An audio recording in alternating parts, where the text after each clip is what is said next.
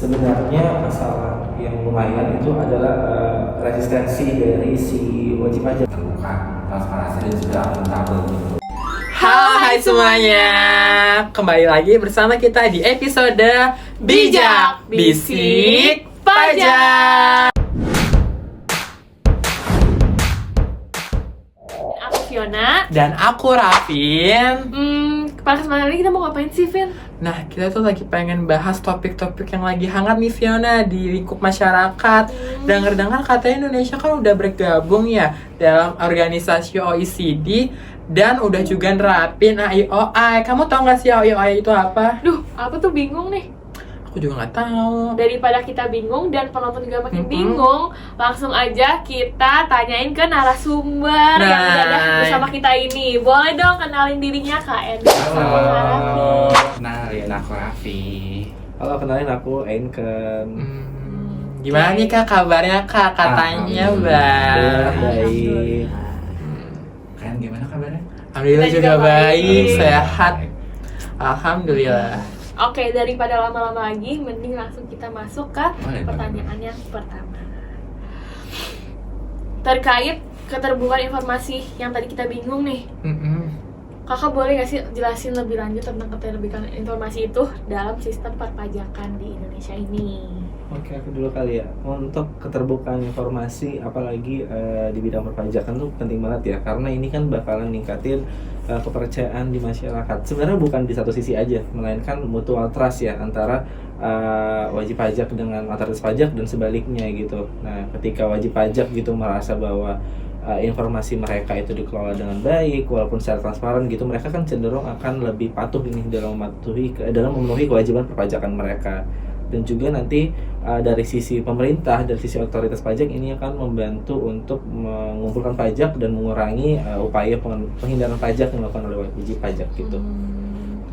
Ada tambahan mungkin dari Kak Raffi? Aku kurang lebih sama sih kalau keterbukaan informasi itu memberikan mutual trust antara wajib pajak dan juga pemerintah, sehingga nantinya pemerintah dapat mengurangi penghindaran pajak, terutama wajib pajak besar gitu sih. Oke, tadi kan kalian udah ngomongin keterbukaan informasi dalam lingkup yang kurang baik ya. Ada nggak sih sistem yang melibatkan beberapa negara untuk kepentingan keterbukaan informasi secara global nih terkait keuangan? Kalau sistem secara global itu ada namanya tadi AIOI. Jadi AIOI itu adalah Automatic Exchange of Information. Automatic Exchange of Financial Iya, itu kurang Information. lebih. Oke, Aku lupa. Automatic Action of Financial Information. Information. Nah, jadi di situ AIOI itu dia merupakan suatu langkah besar untuk menciptakan suatu transparansi terutama dalam perpajakan, sehingga nantinya pertukaran informasi yang diberikan secara otomatis antar negara, pemerintah itu dapat melacak lebih mudah terkait kemana sih aset-aset atau yang pendapatan dimiliki sama si wajib pajak di negara-negara yang ingin ditukarkan informasinya kayak gitu sih, sehingga nantinya pemerintah dapat mengurangi penghindaran pajak yang ada di luar negeri. Kalau menurut aku kayak gitu. Oke, terkait implementasi AIOI ini, ada nggak sih kayak tantangan yang dihadapinnya? Ada sih, kan kita tahu kalau misalnya AI ini kan sebenarnya sistem ya secara global untuk menghindari tax evasion atau penghindaran pajak gitu. Nah, tantangannya paling besar sih di infrastruktur ya, di teknologi, di sistemnya gitu. Karena kita tahu memang kita sekarang udah berjalan ke modernisasi sistem perpajakan, tapi masih banyak nih upaya-upaya yang dilakukan gitu untuk mengelabui sistem ini gitu. Nah, selain itu juga dari masalah privasi dan keamanan data itu banyak sekali kontra dari masyarakat, tentunya dari wajib pajak, karena mereka merasa bahwa dengan keterbukaan informasi ini, dengan ini privasi mereka hilang gitu, karena ya masa saldo rekening diketahuin gitu sama bisa diakses gitu kan, mereka merasa privasi mereka terganggu gitu sih. Oke. Jadi pada intinya tuh tetap sangat penting keterbukaan informasi dan kepercayaan publik dari masyarakat. Nah, ngomong-ngomong tentang masyarakat sih, ada nggak sih pengalaman kalian berdua ini masyarakat tuh responnya tentang kebijakan ini tuh kayak gimana? tanggapan mereka? Pastinya masyarakat itu punya reaksi yang beda-beda dan juga pasti sangat bervariasi.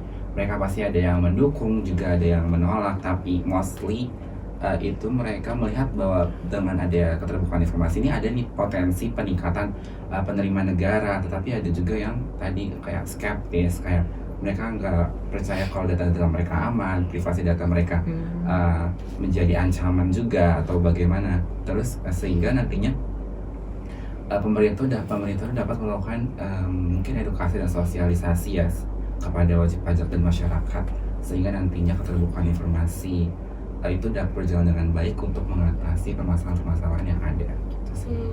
Oke. Dari implementasi AI ini, terus ada nggak sih landasan dari kayak undang-undang yang mengatur tentang keterbukaan informasi ini? Ada sih, kan AI ini kan programnya OECD ya. Jadi OECD tuh mau kalau misalnya negara yang udah komit sama ini tuh beneran komit, jadi harus bikin landasan hukumnya biar ini bisa berjalan gitu yang negaranya. 2017 lalu itu pemerintah udah ngeluarin peraturan pengganti undang-undang nomor 1 tahun 2017 tentang keterbukaan informasi untuk kepentingan perpajakan gitu sih. Jadi ini sebagai dasar hukum lah biar nantinya pemerintah itu berwenang, otoritas pajak itu berwenang untuk memiliki akses terhadap informasi-informasi si wajib pajak gitu. Nah, ini juga di tahun yang sama udah ditingkatkan kekuatan hukumnya menjadi undang-undang, nggak perpu lagi melalui Undang-Undang Nomor 9 Tahun 2017 juga. Gitu sih. Jadi bagus ya udah ada dasar hukum nih yang ngatur Iya. buat kayak lebih tegas lagi. Ada regulasinya. Iya. Oke, dalam dasar hukum tersebut apa sih sejak diberlakukan itu ada nggak sih dampak positif dan negatif nih sejak diberlakukannya? Kalau dampak positif pasti ada, salah satunya itu tadi untuk meningkatkan kesadaran masyarakat terkait dengan kepatuhan. Kepatuhan kan bisa membayar pajak tepat waktu dan sebagainya. Sehingga nantinya dengan adanya transparansi dan keterbukaan informasi dari IOI ini juga, itu masyarakat mulai menyadari bahwa pajak itu tuh penting buat mereka, karena pajak kan dari kita dan untuk kita kan, sehingga itu sih kalau menurut aku kalau dampak positifnya. Oke. Terkait pengimplementasian dari dampak positif dan negatif dari undang-undang yang diatur ini, ada nggak sih kayak kita kan tantangannya gitu, tantangan yang dihadapi, dan kita juga nggak bisa ngabain kan tantangannya. Boleh dielaborasi lebih lanjut tentang tantangannya yang dihadapi? Oke, selain tadi masalah infrastruktur sama masalah privasi dan keamanan data yang udah disebutin sebelumnya gitu, sebenarnya masalah yang lumayan itu adalah resistensi dari si wajib pajak dari beberapa kelompok masyarakat. Karena kita tahu kan kalau misalnya penghindaran pajak ini kan mostly dilakuin sama wajib pajak yang punya penghasilan besar ya, wajib pajak kaya. Nah, dengan adanya keterbukaan informasi, dengan adanya IOI ini sangat mengganggu privasi mereka gitu loh. Apalagi jika mereka ternyata memiliki penghasilan yang belum dilaporkan gitu dalam kewajiban perpajakan mereka, sehingga nanti mereka harus bayar pajak lebih banyak lah gitu. Jadinya sebenarnya penting sih untuk melakukan sosialisasi kepada mereka, serta juga koordinasi nih antar lembaga di Indonesia gitu dengan pemerintahan untuk memastikan bahwa informasi yang diperoleh itu nanti dapat digunakan secara efektif. Nah, sebenarnya nggak hanya ke lembaga pemerintahan doang, tapi juga ke lembaga keuangan kan, karena kita tahu ini kan hubungannya nanti ke lembaga keuangan gitu. Oke, tadi kan aku dengar kayak sosialisasi itu juga penting ya. Oke, dalam pengimplementasiannya kan sosialisasi juga penting ya tentang membahas transparansi nih. Bagaimana sih transparansi informasi ini dalam mempengaruhi kepatuhan pajak, Kak Raffi? Tadi ini langkah-langkah mungkin berarti ya, gimana sih supaya untuk meningkatkan keterbukaan informasi ini. Jadi yang pertama itu edukasi dan sosialisasi dari pemerintah kepada wajib pajak. Pemerintah bisa memanfaatkan platform-platform digital seperti Instagram, YouTube, dan juga apapun itu, sehingga mereka nih terutama pemerintah itu memberikan pemahaman terkait tanggung jawab mereka sebagai wajib pajak untuk membayar pajak. Dengan pemahaman yang baik, mereka akan lebih terbuka gitu ibaratnya, sehingga mereka menjalani kebijakan-kebijakan yang baru dan diterapkan oleh pemerintah.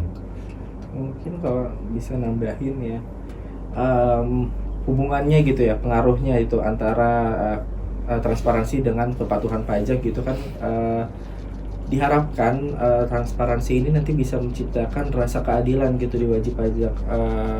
Misalkan tadi kita tahu kalau misalnya ini untuk ditujukan untuk penghasilan yang tinggi gitu, nanti ini juga memberikan keadilan gitu bagi wajib pajak dengan penghasilan lebih rendah gitu, karena mereka sama-sama dipajaki kan sesuai dengan kemampuan mereka dan tambahan penghasilan mereka gitu.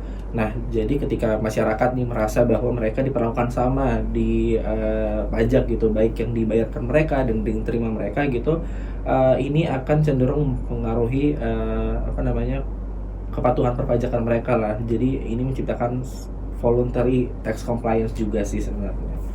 Oke, dari penerapan transparansi ini terkait yang kepatuhan pajak itu ada nggak sih contoh dari negara-negara yang udah nerapin di negara mereka?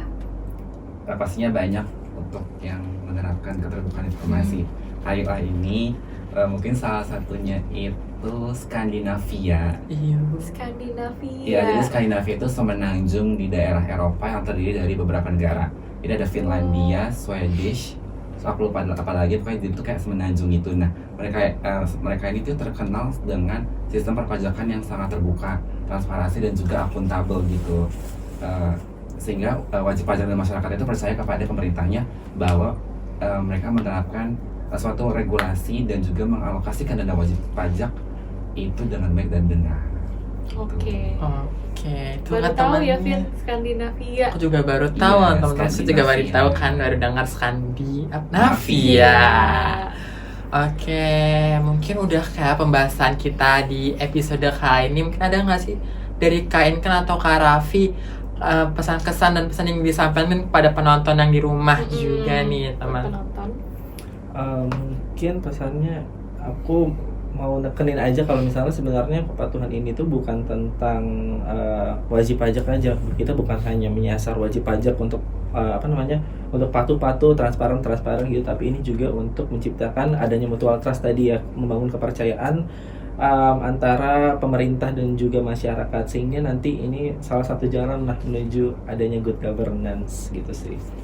Aku setuju sih sama yang Enken bilang, mutual trust, karena keterbukaan informasi ini kan merupakan kunci keberhasilan baik dan berhasilnya suatu negara gitu. Sehingga dengan adanya keterbukaan informasi itu dapat secara adil dan berkelanjutan di bidang perpajakan yang ada di Indonesia.